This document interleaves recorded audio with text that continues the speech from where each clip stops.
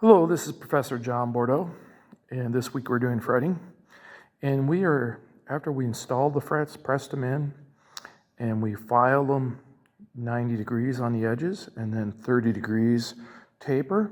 Now it's time to deburr the edges. So this is close work, so I'm going to try to show this. So I have here a fret file. Hang on here, see if I can kind of get this thing right there. It's a Stewart Mac fret file. And a fret file, they come in like triangle shapes or they're files on two sides. And it doesn't have a file on the bottom, on the narrow side.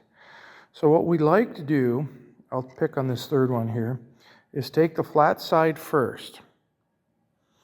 And the first step we're going to do is we're going to just break the top edge. So we're kind of like a 45-degree angle, and we're just taking the deburrs. We're not really filing. We're just taking the deburrs off. So we go across that top edge first. Okay? The next, what we want to do is we want to kind of come in here and go across the angle. And so now we're going to just take the deburr off of each angle, and you are going to go both ways. So you're going to kind of go this way too, and do not touch the wood. So this is careful work. It's hard to do holding a phone. So have your good reading glasses on, and do not scrape the wood, right? That damp, obviously puts nicks in the wood. Then what we want to do is we round off. So we're actually going to do it with a hooking motion.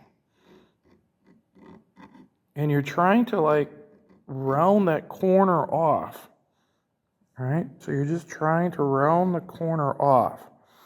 So what I would prefer to do, that you do the step first on each and every one, and you break the edges all the way down one edge. Then you come over and you do the rounding off of the edge. And then you do kind of the hook shape. So you're trying to round the thing, and you're doing it from both sides.